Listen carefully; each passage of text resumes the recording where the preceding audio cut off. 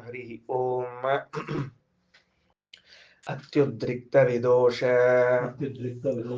ಸತ್ಸುಖಮಃ ಜ್ಞಾನೈಕತಾನ ಪ್ರಭಾ ಸರ್ವಪ್ರಾಭವ ಶಕ್ತಿ ಭೋಗಬಲ ಸತ್ಸಾರಾತ್ಮ ದಿವ್ಯಾಕೃತಿಂ ಸೃಷ್ಟಿಸ್ಥಾನ ನಿರೋಧ ನಿತ್ಯ ನಿಯತಿ ಜ್ಞಾನ ಪ್ರಕಾಶಾವೃತಿ ಧ್ವಾಂತ ಮೋಕ್ಷ ವಿಮೋಕ್ಷದಂ ಹರಿಮಜಂ ನಿತ್ಯಂ ಸದೋಪಾಸ್ಮಹೇ. ಸರಿ, 363ನೇ ಪುಟದಲ್ಲಿ ಪ್ರಾರಂಭ ಆಗ್ಲಿಕತ್ತದ. ಈಗ ಏನಾಯ್ತು? ಸಂವರ್ಗ ಅಂತ ಯಾಕೆ ಕರೀತಾರ ಅಂತ ಆಯ್ತು. ಅದ ಆದ್ಮೇಲೆ ಮತ್ತೊಂದು ಕಥೆ ಏನ್ ಹೇಳ್ತಾರ. ಅತಃ ಶೌನಕಂ ಕಾಪೇಯಂ ಅಭಿಪ್ರತಾರಿಣಂ ಚ ಕಾಕ್ಷಸೇನಿಂ ಪರಿವಿಶ್ಯಮಾಣೋ ಬ್ರಹ್ಮಚಾರಿ ವಿಭಿಕ್ಷೆ ತಸ್ಮಾ ಊಹ ನ ದದತು. ವಾಕ್ಯ ಸಿಕ್ಕಿದೆಯಲ್ಲ ಎಲ್ಲರಿಗೂ? ಸರಿ ನೋಡ್ರಿ, ಒಂದ್ ಕಥೆ ಹೇಳ್ತೀನಿ ಕೇಳ್ರಿ. ಇವತ್ತು ಪ್ರವಚನ ಪಾಠ ಪ್ರಾರಂಭ ಆಗೋದು ಒಂದು ಕಥೆಯಿಂದ. ಏನಾಯ್ತು? ಒಂದು ಕಥೆ. ಒಬ್ಬ ವ್ಯಕ್ತಿ ಊಟಕ್ಕೆ ಬಂದಿದ್ದಾನೆ. ಇಬ್ರು ಬಡಿಸ್ಲಿಕ್ಕತ್ತಾರ. ಬಡಿಸೋ ಇಬ್ರು ಆ ಅನ್ನ ಕೇಳಿಕೊಂಡು ಬಂದ ವ್ಯಕ್ತಿ ಊಟಕ್ಕೆ ಹಾಕೋದಿಲ್ಲ ಅಂತ ಹೇಳಿದವ್ರು. ಹಾಕ್ಲಿಲ್ಲ. ಹಾಕದೆ ಇದ್ದಾಗ ಅವ ಅಂದ, ಹೆಂಗ್ರೋ ನೀವ್ ಹೆಂಗ್ ಹಾಕ್ಲಿಲ್ಲ ಅಂತ ಕೇಳಿದ. ಅದಕ್ಕೆ ಅವರು ಸುಮ್ಮನೆ ಇದ್ಬಿಟ್ರೆ ಏನ್ ಮಾತಾಡ್ಲಿಕ್ಕೆ ಹೋಗ್ಲಿಲ್ಲ. ಆವಾಗ ಈ ವ್ಯಕ್ತಿ, ನೀವು ಯಾರಿಗೆ ಊಟಕ್ಕೆ ಹಾಕ್ಲಿಕ್ಕತ್ತಿಲ್ಲ ಗೊತ್ತೇನು ಅಂತ ಹೇಳಿದವ. ತನ್ನ ಪರಿಚಯ ಮಾಡಿಸಿಕೊಂಡ ಮೇಲೆ ಅವರು ಅಡ್ಡಿಲ್ಲ ಹಂಗಾರೆ ಬಡಿಸೋಣ ಅಂತ ತಿಳ್ಕೊಂಡು ಊಟಕ್ಕೆ ಹಾಕ್ರಿ ಅಂತಂದ್ರಿ. ಇದು ಎಷ್ಟು ಮಜಾ ಆದ ಕಥೆ ಅಂತಂದ್ರೆ, ಅವರಿಬ್ರು ಬಡಿಸೋರು ಅನ್ನ ಹಾಕ್ತಾ ಹಾಕ್ತಾ ಬಂದಿರುವಾಗ ಒಬ್ಬ ವ್ಯಕ್ತಿ ನನಗೆ ಊಟಕ್ಕೆ ಹಾಕ್ರಿ ಅಂತ ಕೇಳಿದ್ರೆ, ನಿನಗ ಊಟಕ್ಕೆ ಯಾಕೆ ಹಾಕ್ಬೇಕು ಅಂತ ಕೇಳಿದ್ರು. ಅವ ಅಂದ, ನಾನು ಇದನ್ನ ತಿಳ್ಕೊಂಡಿನಿ, ಅದಕ್ಕೆ ನನಗೆ ಊಟಕ್ಕೆ ಹಾಕ್ರಿ ಅಂದ್ರು. ಹಿಂಗ ಅಡ್ಡಿಲಿ ನಂಗಾರ ಊಟಕ್ಕೆ ಹಾಕ್ರಿ ಅವಂಗ ಅಂತ ಊಟಕ್ಕೆ ಹಾಕಿದ್ರು. ಒಂದೊಂದು ಕಥೆ ಇದು. ಯಾವ ಕಥೆ ಇದು ಅಂದ್ರೆ, ಸಂವರ್ಗ ವಿದ್ಯಾ ಅಂತ ಏನ್ ನಡೆದದ ಅದರ ಕಥೆ ಇದು ಮುಂದುವರೆದದ್ದು. ನಮ್ಮಲ್ಲಿ ಹಿಂದಕ್ಕೆಲ್ಲ ಒಂದು ಮಾತಿತ್ರಿ ನಮ್ಮ ಮನ್ಯಾಗ. ಏನಿರ್ತಿತ್ತು ಅಂದ್ರೆ, ನೀ ವಾಯುಸ್ಥಿತಿ ಅನ್ಲಿಲ್ಲ ಅಂದ್ರೆ ನಿನಗೆ ಊಟಕ್ಕೆ ಹಾಕಂಗಿಲ್ಲ ಅಂತ ಇತ್ತು. ಹೌದೋ ಇಲ್ಲ ಯಾರ್ಯಾರು ನೆನಪದ ಹಿಂಗ ಅನ್ಸ್ಕೊಂಡವ್ರು ನೋಡ್ಕೊಳ್ರಿ. ವಾಯುಸ್ತುತಿ ಅನ್ಲಿಲ್ಲ ಅಂದ್ರೆ ನಿನಗೆ ಊಟಕ್ಕೆ ಹಾಕಂಗಿಲ್ಲ ಅಂತಿತ್ತೋ ಇಲ್ಲೋ? ಇಲ್ಲಿ ಹಂಗ ಬಂದದ, ಅಕ್ಷರಶಃ ಅದ ವಿಷಯ ಬಂದದ. ಆ ಇಬ್ರು ಬಡಿಸ್ಲಿಕ್ಕತ್ತವ್ರು ಯಾರು ಅಂತ ಕೇಳಿದ್ರೆ, ಶೌನಕ ಕಾಪೇಯ ಅಂತ ಒಬ್ಬ, ಅಭಿಪ್ರತಾರಣಿ ಕಾಕ್ಷಸೇನಿ ಅಂತ ಮತ್ತೊಬ್ಬ. ಇವರಿಬ್ರು ಬಡಿಸ್ತಾ ಇರುವಾಗ ಒಬ್ಬ ಬ್ರಹ್ಮಚಾರಿ ಬರ್ತಾನೆ. ಅವ್ರು ಊಟಕ್ಕೆ ಹಾಕೋದ ನಿಲ್ಲಿಸ್ಬಿಡ್ತಾರ. ಯಾಕಂದ್ರೆ ಇವ್ನು ವಾಯುಸ್ತುತಿ ಬರ್ತದೋ ಇಲ್ಲೋ ಪ್ರಶ್ನೆ ಅವ್ರಿಗೆ. ಇವ್ ವಾಯುಸ್ತುತಿ ಬರ್ತದೋ ಇಲ್ಲೋ ಅಂತ. ಅದಕ್ಕೆ ಅವ ಅಂದ, ಬಾ ಅಂತ ಸ್ಮಾನ್ ಅಂತ ಶುರು ಮಾಡಿದವ. ಹಂಗಾರಿ ಇವ್ ವಾಯುಸ್ತುತಿ ಬರ್ತದ, ಹಂಗಾರಿ ಇವ್ ಊಟಕ್ಕೆ ಹಾಕ್ರಿ ಅಂತ ಊಟಕ್ಕೆ ಹಾಕಿದ್ರು ಅಂತ ಒಂದು ಕಥೆ. ಈ ಚಿಕ್ಕ ಕಥೆಯಲ್ಲಿ ಏನ್ ತಿಳಿಸ್ಲಿಕ್ಕೆ ಹೊರಟಿದ್ದಾರೆ ಅಂದ್ರೆ, ಸಂವರ್ಗ ವಿದ್ಯಾ, ವಾಯುದೇವರ ಮಹಿಮಾ ಏನು ಅಂತ ಪುನಃ ಹೇಳಲಿಕ್ಕೆ ಹೊರಟಿದ್ದಾರೆ. ಎಷ್ಟು ಚಿಕ್ಕ ಕಥೆ, ಒನ್ ಲೈನ್ ಸ್ಟೋರಿ. ವಾಯುಸ್ತುತಿ ಬರ್ತಿದ್ರೆ ಊಟಕ್ಕೆ ಹಾಕ್ತೀವಿ ಅಂದ್ರು. ಅವ ಉತ್ತಪ್ತ ಅತ್ಯುತ್ಕಟ ತ್ವಿಟ್ ಟಕಟಕಟಕಟ ಅಂತ ಹೇಳ್ಬಿಟ್ಟ, ಊಟಕ್ಕೆ ಹಾಕ್ಬಿಟ್ರು, ಮುಗಿದೋತು ಅಂತ ಹೇಳ್ತಾ ಇದ್ದ. ಅಂದ್ರೆ ಎಂತಹ ವಿಚಿತ್ರ ಅದು ಅಂದ್ರೆ, ಅವತ್ತಿನ ಕಾಲದಲ್ಲಿ ಬಡಿಸುವಂತಹ ವ್ಯಕ್ತಿಗಳು ಬ್ರಹ್ಮಚಾರಿಗಳಿಗೆ ಊಟಕ್ಕೆ ಹಾಕೋರಿಗೂ ಕೂಡ ಏನ್ ಗೊತ್ತಿತ್ತು ಅಂದ್ರೆ, ಯಾವ ವ್ಯಕ್ತಿಗೆ ಸಂವರ್ಗ ವಿದ್ಯಾ ಗೊತ್ತಿದೆಯೋ ಅವನಿಗೆ ಊಟಕ್ಕೆ ಹಾಕ್ಬೇಕು ಅಂತ ನೇಮ್ ಇಟ್ಕೊಂಡಿದ್ದಾರೆ. ಯಾವ ವ್ಯಕ್ತಿಗೆ ಸಂವರ್ಗ ವಿದ್ಯಾ ಗೊತ್ತಿದೆಯೋ ಅಂದ್ರೆ ವಾಯುದೇವರ ಮಹಿಮಾ ಗೊತ್ತಿದೆಯೋ ಅವರು ಮಾತ್ರ ಹೇಳಬೇಕೆ ಹೊರತಾಗಿ ಬೇರೆಯವ್ರಿಗೆ ಅಲ್ಲ. ವಾಯುದೇವರ ಮಹಿಮಾ ತಿಳಿದೇ ಇದ್ದವನಿಗೆ ಊಟ ಮಾಡುವ ಅಧಿಕಾರವೇ ಇಲ್ಲ. ಕ್ಯಾ ಬಾತ್ ಹೈ, ಕ್ಯಾ ಬಾತ್ ಹೈ ಅಂತ ಹೇಳ್ತಾರೆ. ನೋಡ್ಕೊಳ್ರಿ ವಾಕ್ಯ. ಅಥಃ ಶೌನಕಂ ಚ ಕಾಪೇಯಂ ಅಭಿಪ್ರತಾರಿಣಂಚ ಕಾಕ್ಷಸೇನಿಂ ಪರಿವಿಶ್ಯಮಾಣೋ. ಅಥಃ ಇನ್ನೊಂದು ಕಥಾಂತರ. ಶೌನಕಂ ಕಾಪೇಯಂ, ಶೌನಕ ಋಷಿಗಳ ಮಗನಾಗಿದ್ದಾನೆ. ಕಾಪೇಯ ಅಂತ ಅವನಿಗೆ ಹೆಸರು. ಅಭಿಪ್ರತಾರಣ ಅಂತ ಹೆಸರು. ಕಾಕ್ಷಸೇನಿ ಅಂತ ಅವರ ಅಪ್ಪನ ಹೆಸರು. ಕಕ್ಷಸೇನನ ಮಗನಾಗಿದ್ದಾನೆ. ಇರ್ಲಿ, ಅಂತೂ ಕಾಪೇಯ ಅಭಿಪ್ರತಾರಿಣಿ ಎಂಬುವಂಥವರಿಬ್ಬರು ಪರಿವಿಶ್ಯಮಾಣೋ ಬಡಿಸ್ತಾ ಇದ್ರು. ಅವನಿಗೆ ಬಂದು ಬ್ರಹ್ಮಚಾರಿ, ಬ್ರಹ್ಮಚಾರಿಯಾದವನು ಬಿಭಿಕ್ಷೆ, ಭಿಕ್ಷಾ ಕೇಳಿದ. ಎಂಥ ಮಾತುಗಳು ನೋಡ್ಕೊಳ್ರಿ. ಬ್ರಹ್ಮಚಾರಿಗಳಾಗಿರುವ ವ್ಯಕ್ತಿಗಳು ಏನ್ ಮಾಡಬೇಕು ಅಂದ್ರೆ, ಭಿಕ್ಷಾ ಕೇಳಿಕೊಂಡೇ ಊಟ ಮಾಡಬೇಕೆ ಹೊರತಾಗಿ ಮನೇಲಿ ಅಡಿಗೆ ಮಾಡ್ಕೊಂಡು ಊಟ ಮಾಡೋಂಗಿಲ್ಲ. ಅವರು ಹೋಗ್ಬೇಕು, ಯಜಮಾನ ಮನೆಗೆ ಹೋಗ್ಬೇಕು. ಗುರುಕುಲದಲ್ಲಿ ಅಧ್ಯಯನ ಮಾಡ್ತಾ ಇದ್ದಾಗ 4 ಮನೆಗಳಿಗೆ ಹೋಗಿ ಭಿಕ್ಷೆ ಕೇಳಿಕೊಂಡು ಬಂದು ಗುರುಗಳಿಗೆ ಕೊಟ್ಟು ಊಟ ಮಾಡಬೇಕು ಅಂತ ನಿಯಮ. ಏನ್ ಕಾಲ ಇತ್ತೋ ಏನಪ್ಪ, ಭಾರಿ ಆಶ್ಚರ್ಯ. ಎಷ್ಟು ನಿಸ್ಪೃಹರು ಅಂದ್ರೆ ಅಷ್ಟು ನಿಸ್ಪೃಹರು. ಭಿಕ್ಷಾ ಕೇಳ್ಕೊಂಡ್ ಬಂದು ಊಟ ಮಾಡಿ ಆದ್ರೂ ವಿದ್ಯಾ ಕಲಿಸ್ತೀವಿ ಹೊರತಾಗಿ ವಿದ್ಯಾ ಮಾರ್ಕೊಳ್ಳೋಂಗಿಲ್ಲ ಅಂತ ಇತ್ತರಿ ಇವತ್ತು. ಈ ಕಾನ್ಸೆಪ್ಟೇ ಹೋಗ್ಬಿಟ್ಟದ್ ನಮ್ಗೆ ಇವಾಗ.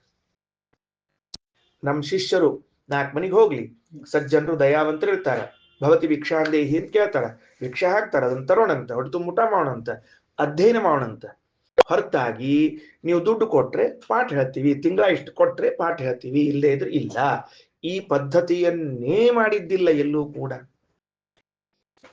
ನಂಗೆ ಆಶ್ಚರ್ಯ ಆಗ್ತದೆ, ಶ್ರೀಮದಾಚಾರ್ಯರು ಮಹಾಭಾರತಾತ್ಮಣದಲ್ಲಿ ಹೇಳುವಾಗ ವಿದ್ಯೋಪಜೀವನಂ ನೈವ ಚಕಾರ ಆಪದ್ಯಪಿ ಕ್ವಚಿತ್. ಎಂತಹ ಆಪತ್ತೇ ಬಂದಿದ್ರೂ ಕೂಡ ವಿದ್ಯೆಯಿಂದ ಉಪಜೀವನ ಮಾಡುವ ಹಾಗಿಲ್ಲ, ವಿದ್ಯೆಯನ್ನ ಮಾರಾಟ ಮಾಡಿ ಬದುಕುವ ಹಾಗಿಲ್ಲ. ಅದಕ್ಕ ವಿದ್ಯಾ ದಾನದ ವಸ್ತು ಹೊರತಾಗಿ ಮಾರಾಟದ ವಸ್ತು ಅಲ್ಲ. ಈಗ ಒಂದು ವೇಳೆ ನೀವೇನಾದ್ರೂ ಕೊಟ್ರೆ ನಾನು ವಿದ್ಯೆಯನ್ನು ಕಲಿಸ್ತೇನೆ ಅಂತ ಆದರೆ ಮಾರಾಟದ ಸರಕಾಯ್ತದ, ಮಾರಾಟದ ಸರಕು. ಅದಕ್ಕೇನ್ ಎಂಥ ಪ್ರಸಂಗ ಇತ್ತು, ಮನೆ ಮನೆಗೆ ಹೋಗಿ ವಿದ್ಯಾರ್ಥಿಗಳು ಭಿಕ್ಷೆ ಕೇಳಿಕೊಂಡು ಬರಬೇಕು. ಅವತ್ತಿನ ಕಾಲದ ಜನರ ಔದಾರ್ಯ ಎಂತಹದ್ದು ಅಂದ್ರೆ ಅವರು ವಿದ್ಯಾ ಪರಂಪರೆಯನ್ನ ಮುಂದುವರಿಸ್ತಿದ್ದಾರಾದ್ದರಿಂದ ನಾವು ಸಮೃದ್ಧವಾಗಿ ಭಿಕ್ಷೆಯನ್ನು ಕೊಡಬೇಕು, ಗುರು ಶಿಷ್ಯರಿಗೆ ಹೊಟ್ಟೆ ತುಂಬಾಗುವಷ್ಟು ಅಂತ ಅನ್ನ ಕೊಟ್ಟು ಅವರು ತಂದು ಗುರು ಶಿಷ್ಯರಿಬ್ರು ಊಟ ಮಾಡಿ ಅವತ್ತಿನ ಪೂರ್ತಿಕ ಮತ್ತೆ ಮರುದಿವಸಕ್ಕೆ ಇಟ್ಕೋತಿದ್ದಿಲ್ಲ. ಯಾಕೆ? ದೇವರಿದ್ದ ನೋಡ್ಕೋತಾನ ನಮ್ಮನ್ನ ಅಂತ ತಿಳ್ಕೊಂಡು. ಹಿಂಗ ಭಿಕ್ಷಾಟನೆಯಿಂದ ವಿದ್ಯೆಯನ್ನ ಕಲಿಸುವಂತಹ ಸಂಪ್ರದಾಯ ಭಾರತದಲ್ಲಿ ಇತ್ತು. ಅವಾಗ ಯಾವ ಮತ್ತ ಏನಂತದಕ್ಕ ಶಿಕ್ಷಣ ವರ್ಗದಲ್ಲಿ ಧನ ಎಂಬುದು ಇದ್ದಿದ್ದಿಲ್ಲ. ಅದಕ್ಕೆ ಸರಸ್ವತಿ ಪುತ್ರರಿಗೆ ಲಕ್ಷ್ಮೀದೇವಿ ಒಲಿಯುವುದಿಲ್ಲ ಅಂತ ಒಂದು ಚಾಟಿ ಇತ್ತು, ಗಾದಿ ಮಾತಿತ್ತು ಅವಾಗ. ಸರಸ್ವತಿಗೂ ಲಕ್ಷ್ಮಿಗೂ ಅತ್ತಿ ಸೊಸೆಗೆ ಆಗಿ ಬರಂಗಿಲ್ಲ ಅಂತ ಗಾದಿ ಮಾತಿತ್ತು. ಯಾಕೆ? ಹಣದ ವ್ಯವಹಾರವೇ ಇರಲಿಲ್ಲ. ಎಂತಹ ಉದಾತ್ತರಿ ಅದು. ವಿದ್ಯಾ ಅಂದ್ರೆ ಅಷ್ಟು ಪರಿಶುದ್ಧವಾದದ್ದು ಅಂತ ತಲೆಯಲ್ಲಿ ಇತ್ತವರಿಗೆ. ಅಂಥವನು ಬಂದ, ಬ್ರಹ್ಮಚಾರಿ ವಿವಿಕ್ಷೆ ತಸ್ಮಾವುಹ ನ ದದತುಹು. ಅವರಿಗೆ ಭಿಕ್ಷೆ ಹಾಕಲಿಲ್ಲ, ಭಿಕ್ಷೆ ಹಾಕಲಿಲ್ಲ. ಸಹೋವಾಚ, ಅವ ಎಷ್ಟು ಎಷ್ಟು ಶಣೆ ಇದ್ದವ ಅಂದ್ರೆ, ಜಾಣ ಇದ್ದ ಅಂದ್ರೆ, ಸಹೋವಾಚ ತಕ್ಷಣ ಅಂದವ. ಏನಂದ? ನೀವು ಯಾರಿಗೆ ಊಟಕ್ಕೆ ಹಾಕ್ತಿಲ್ಲ ಗೊತ್ತೋ ಅಂತ ಕೇಳಿದ ಅವನು.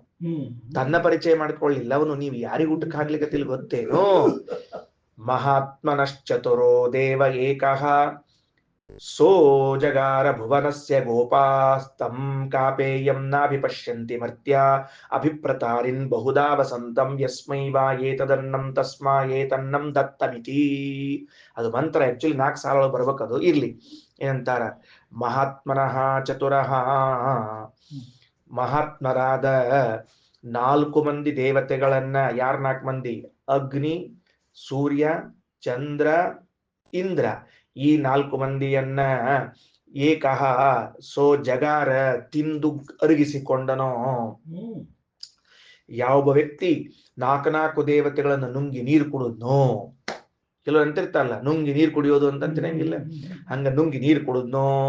ನುಂಗಿ ನೀರು ಕುಡಿಯೋದು ಅಷ್ಟೇ ಅಲ್ಲ, ಭುವನಸ್ಯ ಗೋಪ, ಈ ಭೂಮಿಗೆ ರಕ್ಷಕನಾಗಿದ್ದಾನೋ.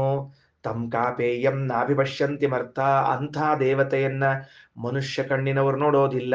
ಅಭಿಪ್ರತಾರಿನ್, ಅಲ್ರಿ ಎಲ್ಲೋ ಒಂದ್ ಕಡೆ ಕೂತ್ರೆ ಹೆಂಗ್ ಕಾಣಿಸ್ಬೇಕು? ಬಹುಧಾ ವಸಂತಂ. ಅಭಿಪ್ರತಾರಿನ್ ಕಾಪೇಯ ಎಂಬುದು 2 ಸಂಬೋಧನಾ ವಿಭಕ್ತಿಗಳು. ಅಂದ್ರೆ ಅವರಿಬ್ಬರನ್ನ ಕುರಿತು, ಹೇ ಅಭಿಪ್ರತಾರಿ, ಹೇ ಕಾಪೇಯ, 4 ದೇವತೆಗಳನ್ನ ನುಂಗಿ ನೀರು ಕುಡಿದು ಜಗತ್ತನ್ನು ಸಂರಕ್ಷಣೆ ಮಾಡುವಂತಹ ವ್ಯಕ್ತಿಯನ್ನ ಮನುಷ್ಯ ಬುದ್ಧಿಯವರು ಕಾಣೋದಿಲ್ಲ. ಎಲ್ಲೋ ಕೂತಿದ್ರೆ ಹೆಂಗ್ ಕಾಣಬೇಕ್ರಿ? ಬಹುಧಾ ವಸಂತಂ, ಪ್ರತಿ ಜಾಗದಲ್ಲಿ ವಾಸ ಮಾಡುವಂತಹ ವ್ಯಕ್ತಿ ಇದ್ದಾರ. ಯಸ್ಮೈ ವಾ ಏತದನ್ನಂ ತಸ್ಮಾ ಏತದನ್ನಂ ನ ದತ್ತಮಿತಿ. ಅಂಥ ಯಾರಿಗೆ ನೀವು ಅನ್ನ ಕೊಡಬೇಕೋ ಅವರಿಗೆ ಕೊಟ್ಟಿಲ್ಲ. ವಾಯುದೇವರು ನಮ್ಮೊಳಗೆ ನಿಂತುಕೊಂಡು ಅನ್ನವನ್ನ ಭಕ್ಷಣೆ ಮಾಡುವಂಥವರು, ಅವ್ರಿಗೆ ನೀವು ಅನ್ನ ಕೊಡವಲ್ರಲ್ರೋ ಅಂದ್ಬಿಟ್ಟ. ಅರ್ಥ ಆಯ್ತಾ? ಯಾರಿಗನ್ನ ಕೊಡ್ತಿಲ್ಲ? ನನ್ನ ಅಂತರ್ಯಾಮಿಯಾಗಿರುವಂತಹ ಮುಖ್ಯ ಪ್ರಾಣದೇವರು ಅಧ್ಯಾತ್ಮದಲ್ಲಿ 4 ದೇವತೆಗಳನ್ನ ನುಂಗಿ ನೀರು ಕುಡಿದು ನಮ್ಮನ್ನು ಸಂರಕ್ಷಣೆ ಮಾಡಿ, ಮತ್ತೆ ಅಧಿದೈವದಲ್ಲೂ ಕೂಡ ಪ್ರಳಯ ಕಾಲದಲ್ಲಿ 4 ದೇವತೆಗಳನ್ನ ನುಂಗಿ ನೀರು ಕುಡಿದು ಜಗತ್ ಸಂರಕ್ಷಕರಾಗಿರುವಂತಹ ಪ್ರಾಣದೇವರು ನಮ್ಮೊಳಗಿದ್ದು ಊಟ ಮಾಡ್ತಾರೆ. ಅವರಿಗೆ ನೀವನ್ನ ಕೊಡ್ತಿಲ್ವಲ್ರೋ ಅಂದ್ಬಿಟ್ರು. ಆಶ್ಚರ್ಯ ಅಲ್ಲ, ಎಷ್ಟು ಬುದ್ಧಿವಂತರಿದ್ರು. ಅವಂಗ ಅರ್ಥ ಆಯ್ತು, ಇವ್ ಯಾಕೆ ನನಗೆ ಅನ್ನ ಕೊಡುವಲ್ಲಾಗ್ಯಾನ ಅಂತ ತಿಳ್ಕೊಂಡು ಹೇಳಿ, ವಾಯುದೇವರ ಬಗ್ಗೆ ನನಗೆ ತಿಳಿದಿಲ್ಲ ಅದಕ್ಕೆ ಅನ್ನ ಕೊಟ್ಟಿಲ್ಲ ಅಂತ ಅಂತಾನ ಅನ್ನೋದಕ್ಕೆ ಠಕ್ ಅಂತ ವಾಯುದೇವರ ಮಹಿಮೆಯನ್ನು ಉಪನ್ಯಾಸ ಮಾಡಿಬಿಟ್ಟ, ವಾಯುಸ್ತುತಿ ಹೇಳ್ಬಿಟ್ಟ. ಹೇಳಿದ ಕೂಡಲೇ ಮುಂದೆ ಏನಾಯ್ತು, ತದುಹ ಶೌನಕ ಕಾಪೇಯ ಪ್ರತಿಮನ್ವಾನಃ. ಆ ಶೌನಕ ಕಾಪೇಯ ಪ್ರತಿಮನ್ವಾನಃ ವಿಚಾರ ಮಾಡ್ತಾ ಇದ್ದವನು ಪ್ರತ್ಯಯಾಯ ತಿಳ್ಕೊಂಡ, ಅರ್ಥ ಮಾಡಿಕೊಂಡವ. ಏನ್ ತಿಳ್ಕೊಂಡ, ಆತ್ಮ ದೇವಾನಾಂ ಜನಿತಾ ಪ್ರಜಾನಾಂ ಹಿರಣ್ಯದಂಷ್ಟ್ರೋ ಭವಸೋ ನ ಸೂರಿಃ ಮಹಾನ್ ತಪಸ್ಯ ಮಹಿಮಾನಮಾಹುಃ ಅನದ್ಯಮಾನೋ ಯದನ್ನ ಮತ್ತೀತಿ ವೈ ವಯಂ ಬ್ರಹ್ಮಚಾರಿಣಿದಮುಪಾಸ್ಮಹೇ ದತ್ತಾಸ್ಮೈ ಭಿಕ್ಷಾಮಿತಿ. ಏ ಅವನಿಗೆ ಕೊಡ್ರೋ, ಅನ್ನಕ್ಕೆ ಹಾಕ್ರಿ, ಊಟಕ್ಕೆ ಹಾಕ್ರಿ ಅವಂಗ ಅಂತ ಹೇಳಿದ ಮುಂದ ಏನಂತ ತಿಳ್ಕೊಂಡು, ಏನ್ ತಿಳ್ಕೊಂಡ್ರು ಅವರಿಬ್ಬರು, ದೇವ ಆತ್ಮ ದೇವಾನಾಂ ಎಲ್ಲ ದೇವತೆಗಳಿಗೆ ಸ್ವಾಮಿಯಾದ ಮುಖ್ಯ ಪ್ರಾಣದೇವರು, ಜನಿತಾ ಪ್ರಜಾನಾಂ ನಮ್ಮನ್ನ ಸೃಷ್ಟಿ ಮಾಡುವಂಥವರು, ಹಿರಣ್ಯದಂಷ್ಟ್ರ ಬಂಗಾರದ ಹಲ್ಲುಗಳಿದ್ದವರು. ಯಾರು ಕೇಳಿದ್ರಪ್ಪ ವಾಯುದೇವರು ಬಂಗಾರದ ಹಲ್ಲದಂತ ತಿಳ್ಕೊಂಡು ಹೇಳಿ, ಹಿರಣ್ಯದಂಷ್ಟ್ರ ಬಂಗಾರದಂಥ ಹಲ್ಲವ, ಕಬ್ಬಿಣದಂತ ಹಲ್ಲು, ಬಂಗಾರದಂತ ಹಲ್ಲು, ಮತ್ತ ಸಾಮಾನ್ಯ ಹಲ್ಲುಗಳು, ಶಾಸ್ತ್ರದಲ್ಲಿ ಬೇರೆ ಬೇರೆ ಹಲ್ಲುಗಳ ವಿವರಣೆ ಕೊಟ್ಟಿದ್ದಾರೆ. ಹಿರಣ್ಯದಂಷ್ಟ್ರ ವಾಯುದೇವರಿಗೆ ಬಂಗಾರದ ಹಲ್ಲವ ಅಂತ.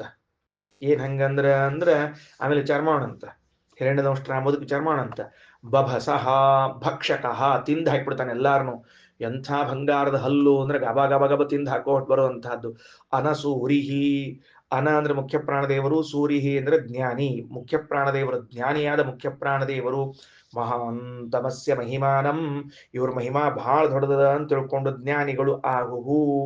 ಅನದ್ಯಮಾನಃ, ಅನದ್ಯಮಾನಃ ಅವ ಅವ ತಿನ್ನಂಗಿಲ್ಲ, ಎದನ್ನ ಮತ್ತಿ, ಆದ್ರ ಅವ ಅನ್ನವನ್ನ ತಿಂತಾನ, ಅವ ತಿನ್ನಂಗಿಲ್ಲ ತಿಂತಾನ, ಅವನನ್ನ ಇನ್ಯಾರೂ ತಿನ್ನುವುದಿಲ್ಲ, ಆದ್ರೆ ಅವನ ಮಾತ್ರ ಎಲ್ಲನ್ನ ತಿಂತಾನ ಅಂತ ನಾವು ತಿಳ್ಕೊಂಡಿದ್ದೀವಿ. ವಯಂ ಬ್ರಹ್ಮಚಾರಿನ್ ಇದಂ ಉಪಾಸ್ಮಹೇ, ನಾವು ಇದನ್ನ ಉಪಾಸನಾ ಮಾಡ್ತೀವಿ. ದತ್ತಾಸ್ಮೈ ಭಿಕ್ಷಾಮಿತಿ, ಇವನಿಗೆ ಊಟಕ್ಕೆ ಹಾಕ್ರಪಾ ಅಂತ ಇಷ್ಟ ಅಂದ್ರು. ಮಜಾ ಬಂತಲ್ಲ. ವಾಯುದೇವರ ಎಷ್ಟು ಗುಣಗಳು ಬಂದು ನೋಡ್ಕೊಳ್ರಿ, ವಾಯುದೇವರ ಗುಣಗಳು ಎಷ್ಟು ಬಂದು ಅಂತ ವಿಚಾರ ಮಾಡ್ಕೊಳ್ರಿ, ಏನೇನಾಯ್ತು ನೋಡ್ಕೊಳ್ರಿ. ಅವರು ಬ್ರಹ್ಮಚಾರಿಗಳು ಏನು ಹೇಳಿದ್ರು, ಇವರಿಬ್ಬರು ಪ್ರತಿ ಉತ್ತರವನ್ನ ಏನ್ ಹೇಳಿದ್ರು ಅಂತನ್ನುವಂತಹ ಮಾತನ್ನ ತಿಳ್ಕೊಳ್ಬೇಕು. 4 ಜನರನ್ನ ನಾನು ಹೇಳಿದೆ, ಏನ್ ಮಾಡಿದೆ, 4 ಜನರನ್ನ ತಿನ್ನುವ ಮೂಲಕ ಜಗತ್ತಿನ ರಕ್ಷಣೆಯನ್ನು ಮಾಡ್ತಿದ್ದಾರೆ ಅಂತ ಹೇಳಿದೆ. ಹೆಂಗ್ ಸಾಧ್ಯ ಆಯ್ತಿದು, ಒಂದ್ ಸ್ವಲ್ಪ ವಿಚಾರ ಮಾಡೋಂತ. ನನಗ ಯಾವ ಅಂಶ ಹೇಳ್ಬೇಕು ಅಂತ ಅನಿಸ್ಲಿಕ್ಕತ್ತದ, ತಿಳಿಲಿಕ್ಕತ್ತದ, ನೆನಪಾಗ್ಲಿಕ್ಕತ್ತದ, ಅದನ್ನ ಹೇಳ್ತೀನಿ, ಬೇರೆ ಹೇಳೋದಿಲ್ಲ. ಏನಂದ್ರ ಅವರು ಬ್ರಹ್ಮಚಾರಿಗಳು ಅಗ್ನಿ ಸೂರ್ಯ ಚಂದ್ರ ಇಂದ್ರರನ್ನು ಭಕ್ಷಣೆ ಮಾಡ್ತಾನೆ, 4 ಮಂದಿ ಮಹಾತ್ಮರನ್ನು ಭಕ್ಷಣೆ ಮಾಡ್ತಾರೆ. ಸಹೋವಾಚ ಮಹಾತ್ಮನಃ ಚತುರೋ ದೇವಃ ಏಕಃ, ಮತ್ತೊಂದು ಕಹ ಪ್ರಿಂಟ್ ಆಗ್ಯದ, ಅದು ಬೇಕಾಗಿಲ್ಲ. ಸೋ ಜಗಾರ ಭುವನಸ್ಯ ಗೋಪಾಹ, ಅವನು ಆ 4 ಜನರನ್ನ ತಿನ್ನುವಂಥವನು ಮತ್ತು ಜಗತ್ತಿನ ರಕ್ಷಣೆಯನ್ನ ಮಾಡುವಂಥವನು ಅಂತ ಹೇಳ್ತಿದ್ದಾರೆ. ಈ 4 ಜನರನ್ನ ತಿನ್ನುವುದಕ್ಕೂ ಜಗತ್ತಿನ ರಕ್ಷಣೆ ಮಾಡುವುದಕ್ಕೂ ಏನಾದ್ರೂ ಸಂಬಂಧ ಇದೆಯಾ, ಅಥವಾ ಸುಮ್ಮನೆ ಪ್ರತ್ಯೇಕ ವಿಷಯ, ಇವರನ್ನ ಲಯಗೊಳಿಸಿಕೊಳ್ಳುತ್ತಾರೆ ಜಗತ್ತನ್ನ ರಕ್ಷಣೆ ಮಾಡ್ತಾರ ಅಂತ? ಹಾಗೆ ಎರಡು ಪ್ರತ್ಯೇಕ ಮಾಡುವುದರ ಜೊತೆಗೂ ಏನ್ ಮಾಡಬಹುದು ಅಂದ್ರೆ ಒಂದಕ್ಕೊಂದು ಸಂಬಂಧವನ್ನ ಮಾಡಬಹುದು. ಈಗ ಉದಾಹರಣೆಗೆ ಹೇಳ್ತೀನಿ, ಏನು ಅಂದ್ರೆ ಅಗ್ನಿ ಅಂದ್ರೆ ವಾಗೀಂದ್ರಿಯದ ದೇವತೆ. ನಾ ಹೇಳಿದೆ ಅಧ್ಯಾತ್ಮದಲ್ಲಿ ಅಗ್ನಿಯಲ್ಲಿದ್ದಾರೆ, ನಾಲಿಗೆ ತುದಿ ಮೇಲಿದ್ದಾರೆ, ಹೌದಾ? ಅದಕ್ಕೆ ಮಾತಾಡಿದ್ರೆ ಕೆಲವೊಮ್ಮೆ ಭಗ್ಗನ್ ಬೆಂಕಿ ಹತ್ತಿರ್ತದೆ. ಮಾತು ಬೆಂಕಿಯನ್ನು ಹುಟ್ಟಿಸ್ತದ. ಯಾಕೆ ಹುಟ್ಟಿಸ್ತದ ಮಾತು ಬೆಂಕಿ? ಏನಂದ್ರ ಅಲ್ಲೇ ಇದ್ದಾರವರು, ಅಗ್ನಿ ಒಳಗಿದ್ದಾರ ಅಂದ ಮೇಲೆ ನಾಲಿಗೆಯಲ್ಲಿರುವಂತಹ ಅಗ್ನಿ, ಕಿವಿಯಲ್ಲಿರುವಂತಹ ಚಂದ್ರ, ಕಣ್ಣಿನಲ್ಲಿರುವಂತಹ ಸೂರ್ಯ, ಮನಸ್ಸಿನಲ್ಲಿರ್ತಕ್ಕಂತಹ ಇಂದ್ರ, ಇವರ 4 ಜನರನ್ನು ವಾಯುದೇವರು ಪ್ರತಿನಿತ್ಯದಲ್ಲಿ ನುಂಗುತ್ತಾರ ಅಂದ್ರ ತನ್ನಲ್ಲಿ ಲಯಗೊಳಿಸ್ತಾರ. ಆದ್ರಿಂದ ಜಗತ್ತಿಗೆ ಸುಖ ಆಗ್ತದ. ಹೆಂಗ್ ಸುಖ ಆಗ್ತದ? ಅವ್ರ 4 ಜನರು ಲಯಗೊಳ್ಳುವ ತನಕ ನಾನು ನಿದ್ರೆಯನ್ನ ಮಾಡಲಾರೆ. ಗಾಢವಾದ ನಿದ್ರೆ ಯಾವಾಗ ಬರ್ತದ? ಹಿಂಗ್ ತೆಕ್ಕೊಂಡು ನಿದ್ದೆ ಮಾಡಿ ಬರ್ತೇನೆ. ಈ ಕೆಲವು ಕೂಸು ಒಳ್ಳೆ ನಿದ್ದೆ ಮಾಡಿ ಏನ್ ಬಿಟ್ಟಿರ್ತಾವ, ಅಮ್ಮಂದ್ರಿಗೆ ಅವಾಗ ನಿದ್ದೆ ಬರ್ತಿರ್ತದ, ತೊಡಿ ಮೇಲೆ ಹಾಕೊಂಡು ರಪ ಬಡಿತಿರ್ತಾರ. ಅದಕ್ಕೆ ಬೈತಾರ, ಅಲ್ಲ ಅದ ಕಣ್ಣು ಅಂತ ಪಿಳಿ ಬಿಡ್ಲಿಕ್ಕೆ ಅದೇ ನಿದ್ದೆ ಮಾಡ್ತಾರ, ಸುಮ್ ಕೂಡು ಅಂತ ಬೈತಿರ್ತಾರ ಅವ್ರು.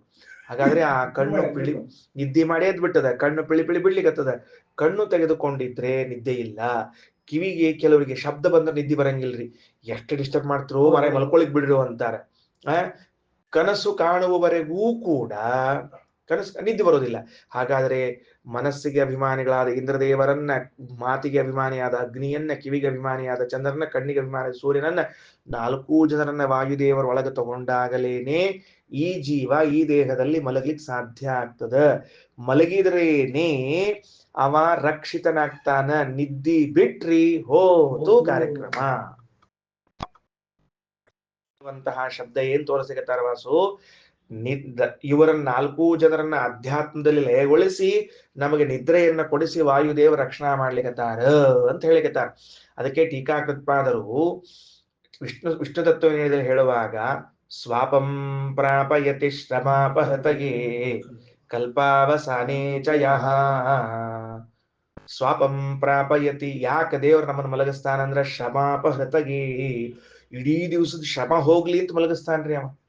ನೀವು ಹಂಗ ದುಡ್ಕೋತಿತ್ತು ಅಂದ್ರೆ ಹಂಗ ಢಮ್ ಅಂತ ಹೊಡ್ತಾ ಅಷ್ಟ ಕೆಲಸ.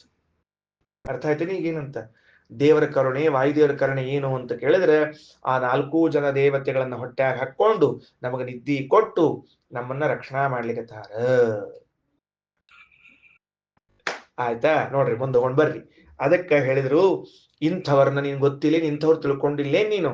ಎಲ್ಲಿದ್ದಾರ? ಬಹುಧಾ ವಸಂತಂ, 11 ಇಂದ್ರಿಯಗಳಲ್ಲೂ ಅವರೇ ವಾಸ ಮಾಡ್ತಾರೆ. 11 ಇಂದ್ರಿಯಗಳಲ್ಲಿ ಅವರೇ ವಾಸ ಮಾಡ್ತಾರೆ. ಮೈ ಮನಗಳಲ್ಲಿ ಅವರು ವಾಸ ಮಾಡ್ತಾರೆ. ದೇಹದಲ್ಲಿ, ಜಗತ್ತಿನಲ್ಲಿ ಎಲ್ಲ ಕಡೆಗೆ ವಾಸ ಮಾಡ್ತಾರೆ. ಇಂಥವ್ರು ಗೊತ್ತಿಲ್ಲ, ಇಂಥವ್ರು ಗುಟ್ಟಕ್ಕೆ ಹಾಕ್ಲಿಕ್ಕೆ ಇಂತ ಗೊತ್ತಿಲ್ಲ ಅಂದ್ರೆ ನೀ ಎಂಥವನೋ ಅಂತ ಕೇಳಿದ. ಅವ ಅಂದ ಹೌದೌದು, ಆತ್ಮ ದೇವಾನಾಂ, ಎಲ್ಲ ದೇವತೆಗಳ ನಿಯಾಮಕರಾದವರು, ಜನಿತಾ ಪ್ರಜಾನಾಂ, ಪ್ರಜೆಗಳನ್ನ ಹುಟ್ಟಿಸುವಂಥವರು, ಹಿರಣ್ಯದಂಷ್ಟ್ರ. ಎಂಥ ಹಲ್ಲವರಿ ಎಲ್ಲರ ಹಿರಣ್ಯದಂಷ್ಟ್ರ, ಬಂಗಾರದ ಹಲ್ಲು ಅಂತ. ಯಾರೋ ಪ್ರಶ್ನೆ ಮಾಡಿದ್ರು, ಹಲ್ಲು ಹೆಂಗಿರ್ಬೇಕು ಅಂತ ಪ್ರಶ್ನೆ ಮಾಡಿದ್ರಂತ. ಕರ್ಗಿರ್ಬೇಕು, ಬೆಳ್ಳಗಿರ್ಬೇಕು, ಹೆಂಗ ಅಂತ ಕೇಳಿದ್ರಂತ. ನಾವೆಲ್ಲ ಏನ್ ಮಾಡ್ತಿರ್ತೀವಿ ಗೊತ್ತೇನ್ರಿ? ಬ್ರಷ್ ಹಿಡ್ಕೊಂಡು ಹಲ್ಲು ಬೆಳ್ಳಗಾಗೋ ತನಕನು ಅಡ್ಡಡ್ಡ ತಿಕ್ಕಿ ಎಲ್ಲಾ ತಲೆ ಒಳಗೆ ಬಟಾಟೆಗಳು ತುಂಬಿಕೊಂಡಾವ ಅನ್ಲಿಕ್ಕೆ ಇದಕ್ಕಿಂತ ಹೆಚ್ಚಿನ ದಿನ ಸಾಕ್ಷಿ ಬೇಕಾಗಿಲ್ಲ. ಏನ್ರಿ ಆಚಾರ ಹಂಗಂತೀರಿ? ನಮಗ್ ಹಲ್ ತಿಕ್ಕೊಳಿಕ್ಕೂ ಬರುದಿಲ್ಲ ಅಂತ ಹೇಳಿಕತ್ತೀರಿ, ಪಾಠ ಹೀಗ ಅಂತ ಕೇಳಿದ್ರೆ ದಯಮಾಡಿ ನಿಮ್ ಬಗ್ಗೆ ಹೇಳಿಕತ್ತಿಲ್ಲ, ನನಗ್ ಗೊತ್ತಿದ್ದದನ್ನ ಹೇಳಿಕತ್ತೀನಿ. ಹಲ್ಲು ಉಜ್ಜೋದ್ ಹೆಂಗ ಅಂತ ಮೊದಲು ಹೇಳ್ಬೇಕಾಗಿತ್ತು ನಮಗ. ನೀವು ಹಲ್ಲಿನ ವೈದ್ಯರ ಕಡೆಗೆ ಹೋದ್ರೆ ಅವ್ರು ತಿಳಿಸ್ತಾರ, ಹಲ್ಲನ್ನ ಮೇಲೆ ಕೆಳಗೆ ಉಜ್ಜಬೇಕೆ ಹೊರತಾಗಿ ಅಡ್ಡ ಉಜ್ಜಬಾರ್ದು. ಫಸ್ಟ್ ಆಫ್ ಆಲ್ ಹಲ್ಲು ತಿಕ್ಕೋದು ಹೆಂಗ ಅಂತ ಗೊತ್ತಿಲ್ಲದೆ ನಾವ್ ಹೆಂಗ್ ತಿಕ್ತಿರ್ತೀವಿ, ಅಡ್ಡಡ್ಡ ಹಾಕಿ ಗರ್ರ ಗರ್ರ ಗರ್ರ ಗರ್ರ ಅಂತೇಳಿ ಹಾಗೆ ತಿಕ್ಕೋದಲ್ಲ. ಹಲ್ಲು ಮೇಲೆ ಕೆಳಗೆ ತಿಕ್ಬೇಕು ಫಸ್ಟ್. ಎರಡನೇದ್ದು, ಹಲ್ಲು ಅದನ್ನ ಹೋಗಿ ಪಾಲಿಶ್ ಮಾಡ್ಸ್ಕೊಂಡ್ಬಂದು ಬೆಳ್ಳಗೆ ಮಾಡಿಸ್ಬಾರ್ದು. ಹಲ್ಲಿನ ಬಣ್ಣವೇ ಹಳದಿ ಬಣ್ಣ. ಹಲ್ಲು ಹೆಂಗಿರ್ಬೇಕು ಅಂದ್ರೆ ಅದು ಸ್ವಾಭಾವಿಕವಾದ ಹಳದಿ ಬಣ್ಣದಲ್ಲೇ ಇರ್ಬೇಕು. ಕೆನಿ ಮಿಶ್ರಿತ ಹಾಲು ಇರ್ತದಲ್ಲ, ಕೆನಿ ಕುಡಿದ ಹಾಲು ಇರ್ತದ ಇಲ್ಲ, ಹಾಲು ಕಾಸಿದ ಮೇಲೆ ಕೆನಿ ಬಂದಿರ್ತಲ್ಲ ಹಳದಿದು, ಕೆಳಗೆ ಹಾಲು ಮ್ಯಾಲ ಕೆನಿ ಇರ್ತದ, ಈ ಬಣ್ಣದ್ದಿರ್ಬೇಕು ಹಲ್ಲು. ಅದು ಅದಕ್ಕೆ ರಿಯಲ್ ಕಲರ್, ಅದು ಒರಿಜಿನಲ್ ಅದು. ಆದ್ದರಿಂದ ಹಂಗಿರ್ಬೇಕು ಹೊರತಾಗಿ ಹಲ್ಲು ಬೆಳ್ಳಗಿರಬಾರದು, ಕಪ್ಪಿರಬಾರದು. ಹಿರಣ್ಯದಂಷ್ಟ್ರ ಅದನ್ನೇ ಹೇಳ್ಯಾರ. ಬಂಗಾರದ ಬಣ್ಣದಂತ ಹಲ್ಲಿದ್ದು ಅಂತ ಹೇಳಿಕೆ ವಾಯುದೇವರದ್ದು. ಬಂಗಾರದ ಹಲ್ಲು ಅಲ್ಲದು, ಬಂಗಾರದ ಬಣ್ಣದ ಹಲ್ಲದು. ಸರಿ ಅದ, ನ್ಯಾಚುರಲ್ ಹಲ್ಲಿದ್ವುದು ಅಂತ ಅರ್ಥ. ನ್ಯಾಚುರಲ್ ಹಲ್ಲಿದ್ದೇ ಹೊರತಾಗಿ ಅದನ್ನ ಅವ್ರು ರಿಪೇರಿ ಮಾಡಿಸ್ಕೊಂಡು ಸೆಟ್ ಹಾಕೊಂಡು ಬೆಳ್ಳಗೆ ಕಾಣಿಸೋ ಟ್ರೈ ಮಾಡಿದ್ದಿಲ್ಲ. ಸರಿ ಆಯ್ತಾ? ಅದಕ್ಕೆ ಹಿರಣ್ಯದಂಷ್ಟ್ರ ಅಂತ ಕರೆದಿದ್ದಾರೆ ಅಂತ ನನ್ನ ಅಭಿಪ್ರಾಯ. ವಾಯುದೇವರನ್ನ ಪರಿಚಯ ಮಾಡಿಸುವಾಗ ಹೆಂಗ್ ಪರಿಚಯ ಮಾಡಿಸಿಕತ್ತಾರ? ಹಿರಣ್ಯದಂಷ್ಟ್ರ. ನೋಡ್ರಿ, ವಾಯುದೇವ ಯಾಕೆ ಈ ಮಾತು ಹೇಳ್ಬೇಕಾಗಿತ್ತು? ಸ್ವಲ್ಪ ಮುಂದುವರೆದು, ಇನ್ನೊಂದ್ ಚೂರು ಮುಂದುವರೆದು ಯಾಕೆ ಹೇಳ್ಬೇಕಾಗಿತ್ತು ಅಂದ್ರೆ, ಬಹಳ ಚಂದ ಸುಮಧ್ವಜದಲ್ಲಿ ಹೇಳುವಾಗ ಒಂದ್ ಮಾತಂತಾರ.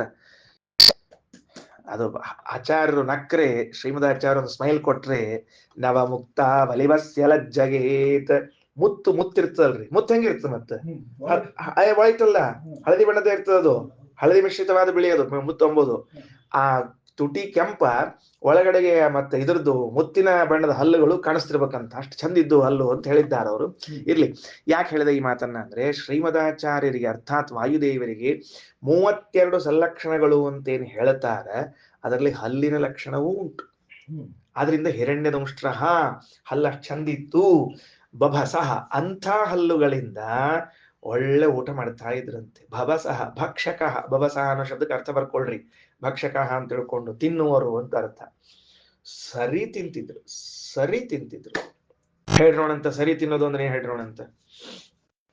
ಅದಕ್ಕ ಒಳ್ಳೆ ಊಟ ಮಾಡುವನು ಯಾರು ಅಂತ ಕೇಳಿದ್ರೆ, ಒಳ್ಳೆ ಊಟ ಮಾಡುವನು ಯಾರು ಅಂತ ಕೇಳಿದ್ರೆ ಹೇಳ್ರೋಣಂತೆ. ಒಳ್ಳೆ ಊಟ ಮಾಡುವನು ಯಾರು ಅಂತ ಕೇಳಿದ್ರೆ, ಹೊಟ್ಟೆಗೆ ಈಗಾಗಲೇ ಅರ್ಧ ಜೀರ್ಣವಾದ ವಸ್ತುವನ್ನ ಜೀರ್ಣ ಮಾಡ್ಲಿಕ್ಕೆ ಕೊಡುವನು ಒಳ್ಳೆ ಊಟ ಮಾಡಿದವನು ಅಂತ ನಿಯಮ. ಏನ್ ಹೇಳ್ರಿ, ಇನ್ನೊಂದ್ಸಲ ಹೇಳ್ರಿ, ಶಬ್ದ ತಿಳ್ಕೊಳ್ರಿ.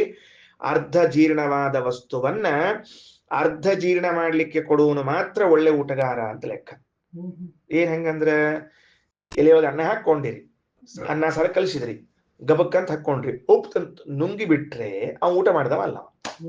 ಏನಾಗ್ಬೇಕು ಅಂದ್ರ ಮೊದಲು ಎಲೆಯಲ್ಲಿ ಅದನ್ನ ಅರ್ಧ ಹಿಂಡ್ಬೇಕು, ಅದನ್ನ ಚಂದ ಮೆತ್ತಗೆ ಮಾಡ್ಬೇಕು, ಹಲ್ಲಿನಲ್ಲಿ ಅರ್ಧ ಮೆತ್ತ ಮಾಡ್ಬೇಕು. ಇಷ್ಟ ಆದ ಮೇಲೆ ಹೊಟ್ಟೆಗೆ ಜೀರ್ಣ ಮಾಡ್ಲಿಕ್ಕೆ ಬಿಡ್ಬೇಕು. ಅಂಥದ್ದನ್ನ ಜೀರ್ಣ ಮಾಡ್ಲಿಕ್ಕೆ ಸಾಮರ್ಥ್ಯದ ಹೊಟ್ಟೆಗೆ ಹೊರತಾಗಿ ಡೈರೆಕ್ಟ್ ಆಗಿ ಇದ್ದದ್ದನ್ನ ಜೀರ್ಣ ಮಾಡುವುದಿಲ್ಲ.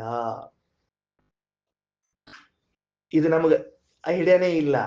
ಹಿಂಗಾಗಿ ರೋಗಗಳು ಬರ್ತದ ನಮಗ ರೋಗಗಳು ಯಾವ ಬರ್ತಾವ ಹೇಳ್ರೋಣಂತ. ಮೊದ್ಲಿಗೆ ಈಗ ನಿಮ್ ಮನ್ಯಾಗ ಅನ್ನ ಉದುರಾಗ್ಯದ ಅಂತ ಇಟ್ಕೊಳ್ರಿ, ಸಾರು ಹಾಕಿ ಕಲ್ಸಿದ್ರಿ, ಒಂದ್ ಕಡೆಗೆ ಸಾರು ಒಂದ್ ಕಡೆಗೆ ಅನ್ನ ಆಗಿರ್ತ ಅಂದ್ರೆ ಅವ್ರು ಬೀಗ್ರ ಅಲ್ಲ ಅಂತ ಅರ್ಥ. ಹೊಂದೋಗಿಲ್ಲ. ಬೀಗ್ರಾಗಿದ್ರೆ ಇಬ್ರು ಒಂದೇ ಕಡೆ ಕೂಡ್ತಿದ್ರು, ಅಲ್ಲ ಬೆಲ್ಲ ಮಾಡ್ಕೋತಿದ್ರು ಅವರು. ಇವ್ರು ಒಂದ್ ಕಡೆ ಅವ್ರ ಕಡೆ ಅಂದ್ರೆ ಬೀಗ್ರಲ್ಲ, ಶತ್ರುಗಳು ಅಂತ ಅರ್ಥ. ಹಂಗಾಗಿರ್ತದೆ ಕೆಲವ್ ಮನ್ಯಾಗ. ಕೆಲವೊಮ್ಮೆ ಅಂತ ಇಟ್ಕೊಳ್ರಿ, ದಿವಸ ಅಂತ ಹೇಳಿ ಆಮೇಲೆ ಊಟಕ್ಕೆ ಹಾಕೋದಿಲ್ಲ, ಅದು ಕೆಲವೊಮ್ಮೆ ಅಂತ ಇಟ್ಕೊಳ್ರಿ. ಹಂಗಾದಾಗ ಏನ್ ಮಾಡ್ಬೇಕು ಅಂದ್ರೆ ಅದನ್ನ ಇಲ್ಲೇ ಕೈಯಲ್ಲೇ ಗಮನಿಸ್ರಿ. ಯಾಕೆ ಹೇಳಿಕತ್ತೀರಿ ಈ ಮಾತನ್ನ ಅಂತ ತಿಳ್ಕೊಂಡು, ಇಲ್ಲೇ ಕೈಯಲ್ಲಿ ಅದ ಅರ್ಧ ಆಗಬೇಕು, ಅದ್ಮೇಲೆ ಹಲ್ಲಿಗೆ ಬರ್ಬೇಕು, ಇದು ಅಲ್ಲಿ ಅರ್ಧ ಆಗಬೇಕು. ಅದ ಎರಡು ಕಡೆಗೆ ಅದು ಕಟ್ಟಾಗಿ ಹೋದ ಮೇಲೆ ಹೊಟ್ಟೆಯಲ್ಲಿ ಅದು ಸೂಕ್ಷ್ಮಾಂಶಗಳನ್ನೆಲ್ಲ ಜೀರ್ಣ ಮಾಡಿ ಕೊಡ್ತದ. ಆರೋಗ್ಯವಂತರಾಗಿರ್ತೀವಿ. ಡೈರೆಕ್ಟ್ ಆಗಿ ಹೊಡೆದ್ರೆ ಡೈರೆಕ್ಟ್ ಆಗಿ ಹೊರಗೆ ಹೋಗ್ತದ. ಅದು ತೆಳಗಿನಿಂದ ಹೋಗೋದಿಲ್ಲ, ಮೇಲಿನಿಂದ ಹೋಗ್ತದ, ವಾಂತಿ ಆಗ್ತದೆ ಅನ್ಬಿಟ್ಕೊಟ್ರಿ. ಯಾಕೆ ವಾಂತಿ ಆಗ್ತದ? ಅದನ್ನ ನಂಗೆ ಜೀರ್ಣ ಮಾಡ್ಲಿಕ್ಕೆ ಆಗಂಗಿಲ್ಲ, ಇದು ಹೊರಗೆ ಹಾಕ್ಬಿಡ್ತದ ದೇಹ. ಹೊಟ್ಟಿ ಎರಡನೇ ಬುದ್ಧಿ ಅದು. ಇದು ಲಿವರ್ ಸೆಕೆಂಡ್, ಇದು ಅದು ಬ್ರೈನ್ ಅದು. ಲಿವರ್ ಈ ಸೆಕೆಂಡ್ ಬ್ರೈನ್, ಇದು ಒಂದು ಬ್ರೈನ್ ಸೆಕೆಂಡ್ ಬ್ರೈನ್. ಇದು ಭಾರಿ ಸೂಕ್ಷ್ಮದ. ಅದರಿಂದ ಅದನ್ನ ನಾವು ಅರ್ಥ ಮಾಡ್ಕೊಳ್ಬೇಕು ಸರಿಯಾಗಿ. ಇದೆಲ್ಲ ಕೆಲವು ತಿಳ್ಕೊಂಡಿರ್ಬೇಕು. ಎಲ್ಲ ಇರ್ಲಿ, ಎಲ್ಲ ಭಾಳ ಈಗ ಮತ್ತೆ ಆರೋಗ್ಯ ಶಾಸ್ತ್ರದ ಬಗ್ಗೆ ಹೇಳ್ಕೂತ್ ಕೂತ್ರು ಆಚಾರ ಪಾಡದಾಗ ಅಂತ ಹಿಂಗಾಗ್ಬಾರ್ದಲ್ಲ. ಅದಕ್ಕೆ ಹೇಳಿದಷ್ಟ ವಾಯುದೇವರಿಗೆ ಆ ಜೀರ್ಣ ಶಕ್ತಿ ಇತ್ತು ಅಂತ ತಿಳ್ಕೊಳ್ರಿ.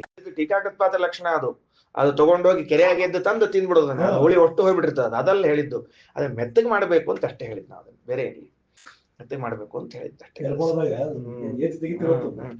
ನೋಡ್ರಿ, ಒಂದ್ ಸ್ವಾರಸ್ಯ ಹೇಳ್ತೀನಿ ಕೇಳ್ರಿ. ನಾನು ಸುಮ್ಮನೆ ಎಂದೂ ಆಯುರ್ವೇದದಲ್ಲಿ ಇಂಜೆಕ್ಷನ್ ಇಲ್ಲ. ಯಾಕಿಲ್ಲ ಹೇಳ್ರೋಣಂತ. ಆಯುರ್ವೇದ ಶಾಸ್ತ್ರದಲ್ಲಿ ಇಂಜೆಕ್ಷನ್ ಇಲ್ಲ. ಇದ್ರೊಳಗದ ಅಲೋಪತಿ ಒಳಗದ. ಯಾರು ನಾವ್ ಇದನ್ನ ಆಲೋಚನೆ ಮಾಡಂಗಿಲ್ಲ. ತಕ್ಷಣ ಹೋಗ್ತೀವಿ ಡಾಕ್ಟರ್ಗೆ, ಒಂದ್ ಚುಚ್ ಬಿಡ್ರಿ ಸರ್, ಆರಾಮ ಆಗ್ಬಿಡುತ್ತ ಅಂತೀವಿ, ಚುಚ್ಕೊಂಡ್ ಬಂದ್ಬಿಡ್ತೀವಿ. ಇದು ಭಾರಿ ತಪ್ಪಿದು. ಆಯುರ್ವೇದದಲ್ಲಿ ಯಾವಾಗ್ಲೂ ಔಷಧ ಯಾಕಿತ್ತು ಅಂದ್ರೆ, ಅದು ಹೊಟ್ಟೆಗೆ ಹೋದಾಗ ಸೆಕೆಂಡ್ ಮೈಂಡ್ ಆಗಿರುವಂತಹ ಲಿವರು ಇದು ಇವನ ದೇಹಕ್ಕೆ ಸೆಟ್ ಆಗ್ತದೋ ಇಲ್ಲೋ ಅಂತ ನೋಡಿ ಒಳಗೆ ಕಳಿಸ್ತದ, ಇಲ್ಲದಿದ್ರೆ ಒಳಗೆ ಕಳಿಸೋದಿಲ್ಲ.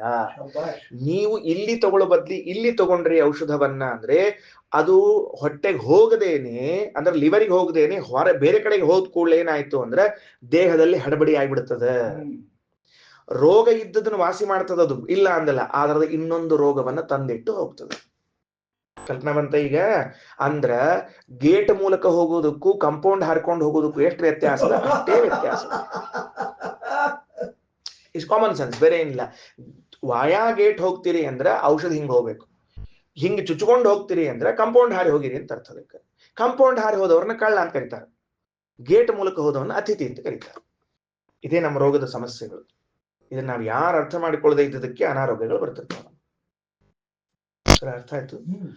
ಅದಕ್ಕೇನೆ ಇವತ್ತಿಗೂ ಶುಗರ್ದ್ದು ಇಂಜೆಕ್ಷನ್ ಕೊಟ್ಟಾಗ ಎಷ್ಟು ಎಫೆಕ್ಟ್ ಆಗ್ತದೆ ವಿಚಾರ ಮಾಡ್ರಿ. ಹಂಗೆ ಕೊಡಬಾರ್ದು. ಅದನ್ನ ನಾವೇನ್ ಮಾಡ್ತೀವಿ, ನಾಲ್ಗಿ ಚಾಪಲ್ಲಿ ಬಿಡದಿಕ್ಕೆ ಇಲ್ಲಿ ಚುಚ್ಕೋತೀವಿ, ಚುಚ್ಕೊಂಡು ಕೊಳ್ಳೆ ಅದು ಡೈರೆಕ್ಟ್ ಒಳಗೆ ಹೋಗ್ಬಿಡ್ತದೆ. ಒಳಗೆ ಹೋದ್ರೆ ಏನ್ ಕತಿ ಅದು? ಮುಂದೆ ಔಷಧ ಅದು ಹೊಟ್ಟಿಯೊಳಗೆ ವಿಚಾರ ಮಾಡ್ಲಿಕ್ಕೆ ಅದು ಹೋಗ್ಲೋ ಬೇಡ ಅಂತ ತಿಳ್ಕೊಂಡು ವಿಚಾರ ಮಾಡಿ ಹೋಗ್ಬೇಕಲ್ಲ ಅದು. ಅದಕ್ಕೆ ಹಿರಣ್ಯ ಭಕ್ಷ ಹಿರಣ್ಯ ದಂಷ್ಟ್ರ ಬಬಸಹ ಅನಸೂರಿಹಿ. ಸ್ವಲ್ಪ ಔಟ್ ಆಫ್ ಸಿಲೆಬಸ್ ಇತ್ತು, ನಿಮಗೆಲ್ಲ ವಿಷಯ ಗೊತ್ತಿರ್ಲಿ ಅನ್ನೋದಕ್ಕೆ ಹೇಳಿದ್ದೆ.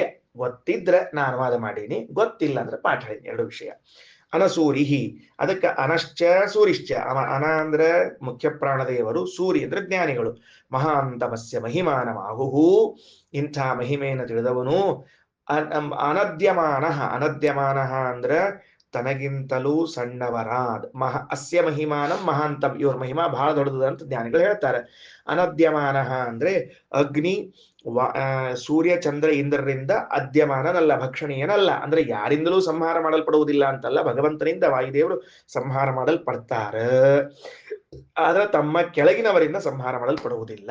ಯದನ್ನ ಮತ್ತೀತಿ, ಇಂಥವನು ನಮ್ಮೆಲ್ಲರಲ್ಲಿ ಕುಳಿತುಕೊಂಡು ಅನ್ನವನ್ನ ತಿಂತಾರ ಅಂತ ನಾವು ತಿಳಿದಿದ್ದೇವಪ್ಪ. ವಯಂ ಬ್ರಹ್ಮಚಾರಿ ಇದಂ ಉಪಾಸ್ಮಹೇ, ಅದಕ್ಕೆ ದತ್ತಾಸ್ಮೈ ಭಿಕ್ಷಾಂ, ಅದರಿಂದ ಇವ್ ಭಿಕ್ಷಾ ಕೊಡ್ರಿ ಅಂತ ಹೇಳಿದ್ರಂತ. ಸರಿ ಹೋತ, ಭಿಕ್ಷಾ ಕೊಡ್ರಿ ಅಂತ ಹೇಳಿದ ವಿಷಯ ತನಕ ತಿಳಿದು ಬಂತ. ಮುಂದೆ ಹೊಂಡ್ ಬರ್ರಿ 364 ಏನು ಶ್ಲೋಕ. ತಸ್ಮಾಹು ಅದದುಸ್ತೇ, ಕೊಟ್ರವ್ರು ಅನ್ನ ಕೊಟ್ಬಿಟ್ರು, ಅವ್ರದ್ದು ಊಟ ಆತು. ಇವ್ರು ಕೊಟ್ರು, ಅವ್ರದ್ದು ಊಟ ಆತು. ಮುಂದೊಂದು ವಿಚಾರ ಶುರುವಾತು. ಈಗ ಏನಾತು? ಹಾಗಾದರೆ ವಾಯುದೇವರೇ ಸರ್ವ ಪ್ರಳಯ ಕರ್ತೃಗಳ ಅಂತ ಪ್ರಶ್ನೆ ಹೊಸಾದ್ ಬಂತಲ್ಲ ಈಗ. ಅಂದ್ರೆ ಎಲ್ಲೂ ಕೂಡ ತಾರತಮ್ಯ ಇಳಿಸೋ ಹಂಗಿಲ್ಲ, ಭಗವಂತನವರೆಗೆ ಹೋಗ್ಲೇಬೇಕಲ್ಲ ನಮಗೀಗ, ಭಗವಂತನಿಗೆ ಹೋಗ್ಲೇಬೇಕು. ಹಂಗಾರ ಏನಂತಾರ ಅಂತಂದ್ರ, ನೋಡಪ್ಪ, ದೇವ ಏತೆ ಇವರೇ ಇದ್ದಾರಲ್ಲ, ಎಲ್ಲಿ ಅಧ್ಯಾತ್ಮದಲ್ಲಿ 4 ಜನ, ಅಧಿದೈವದಲ್ಲಿ 4 ಜನ, ಅಗ್ನಿ ಸೂರ್ಯ ಚಂದ್ರ ಇಂದ್ರ, ಹೊರಗೆ ಒಳಗೆ 8 ಜನ ಆದ್ರು.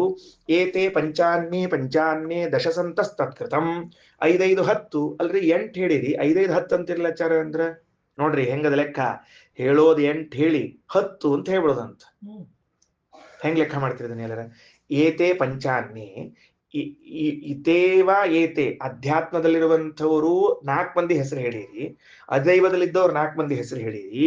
ಈಗ ಇಲ್ಲಿಗತ್ತೀರಿ 5 5 ಮಂದಿ ಎಲ್ಲಿಗತ್ತೀರಿ, ಎಲ್ಲಿಂದ ಬಂದ್ರು ಅಂದ್ರೆ ವಾಯುದೇವರನ್ನ ಸೇರಿಸಿಕೊಂಡು, ಅಧ್ಯಾತ್ಮದಲ್ಲಿ ವಾಯುದೇವರು ಅವ್ರ 4 ಮಂದಿ, ಹೊರಗಡೆಗೆ ವಾಯುದೇವರು ಅವ್ರ 4 ಮಂದಿ ಸೇರ್ಕೊಂಡು 5 ಮಂದಿ ಆತು. ಪಂಚ ಪಂಚಾನ್ಯೇ ದಶ, ಅವರೆಷ್ಟಾದ್ರು 10 ಆದ್ರು. ಸಂತಹ ಈ 10 ಮಂದಿ ಆದವ್ರು ತತ್ಕೃತಂ ಪೂರ್ಣ ಆದ್ರಿ. ಇವರು 10 ಮಂದಿ ಸೇರ್ಕೊಂಡ್ಮೇಲೆ ಒಂದು ಪೂರ್ಣ ಆಯ್ತು. ಕೃತ ಅನ್ನೋ ಶಬ್ದಕ್ಕೆ ಪೂರ್ಣ ಅಂತ ಅರ್ಥ. ಯಾಕೆ? ಕೃತಯುಗದಲ್ಲಿ ಧರ್ಮವು ಪೂರ್ಣವಾಗಿರುತ್ತೆ, ಅದರಿಂದ ಕೃತ ಶಬ್ದವನ್ನ ಪೂರ್ಣ ಪರ್ಯಾಯ ವಾಚಿ ಅಂತ ಕರಿತಾ ಇದ್ದಾರೆ. ಬರ್ಕೊಂಡು ಇಟ್ಕೊಳ್ರಿ, ಕೃತಂ ಅಂದ್ರೆ ಪೂರ್ಣಂ ಅಂತ ಬರೆದರು. 4 4 8 ಆಗೋದ್ ಬದ್ಲಿ 10 ಹೆಂಗ ಆತು ಅಂತ ಸುಮ್ ನೆನಪಾಗಿತ್ತು. ಇಬ್ರು ಗೆಳೆಯಂದ್ರು, ಅಂದ್ರೆ ಕಳ್ಳರು ಕಳ್ತನ ಮಾಡ್ಕೊಂಡ್ ಬಂದಿರ್ತಾರೆ, ಅವ್ರು ಗೆಳೆಯಂದ್ರು. ಅವರು ಒಬ್ಬ ಆ ಕಳ್ಳರೊಳಗೊಬ್ಬ ಮಡ್ಡ ಇರ್ತಾನ, ಒಬ್ಬ ಶೆಣೆ ಇರ್ತಾನ. ಅವೇನ್ ಮಾಡ್ತಾನ್ರಿ, ಇಷ್ಟ್ ಶೆಣೆ ಇರ್ತಾನಂದ್ರೆ ಇಬ್ರು ರೊಕ್ಕ ಹಂಚ್ಕೋಬೇಕಾಗಿರ್ತದ. ಆ ಹಂಚ್ಕೊಳ್ಳೋ ಕಾಲಕ್ಕೆ ತಗೋ ನಿನಗೊಂದು ಬಂಡಲ್ಲು ಅಂತ ಒಂದ್ ಇಟ್ಟ, ನನಗೊಂದು ಅಂತ ಇಟ್ಟ. ಅವನಿಗೆ 2 ಅಂತ ಹೇಳಿ ಇಟ್ಟ ಮೇಲೆ ತಾ 2 ಇಟ್ಕೊಂಡ. ಅರ್ಥ ಆಯ್ತಾ ಹೇಳಿದ್ದೆ ಅಂತ ಹೇಳಿ? ಅವ ನೋಡಪ್ಪ, ನಿನಗೊಂದು ಕೊಟ್ಟಿನಿ, ನನಗೊಂದು, ನಿನಗೆ 2 ತೋರಿಸಿದವಾಗ ನನಗೆ 2 ಅಂತ 2 ಇಟ್ಕೊಂಡ. ಅವ್ನ್ ಮತ್ತೊಂದು ಕೊಟ್ಟ, 3ನೇದು ಕೊಟ್ಟ, ನನಗೆ 3 ಅಂತ 3 ಇಟ್ಕೊಂಡ. ಇವ್ 3 ಬಂಡಲ್ಲು, ಅವ್ನ್ 3 ಬಂಡಲ್ಲು. ಅಂದ್ರೆ ಇವ್ ಎಷ್ಟಾತು ಅಂದ್ರೆ 1 2 3 ಅಂದ್ರೆ ಎಷ್ಟೊತ್ತಿಗೆ 6 ಆದ ಅವಂಗ. ಅವ್ನ್ ಪಾಪ 3 ಆಗಿತ್ತು. ಹಿಂಗ್ ಲೆಕ್ಕ ಆಗ್ಲಿಕ್ಕಂತವ. ಕೊನೆಗೆ ಅವ್ನ್ 4ನೇದ್ದು ಅಂತ ಒಂದಿಟ್ಟ, ಇವಂಗ್ ಬರ್ಲೇ ಇಲ್ರಿ. ಅಯ್ಯಯ್ಯ ನಂಗೆ ಬರ್ಲೇ ಇಲ್ಲ ಪಾಪ. ಅವ ಇರ್ಲಿ ನಂದ್ರೋಗಿ ನೀ ತಗೊಂತ ಹೊಳಿ ಕೊಟ್ಟನಂತ.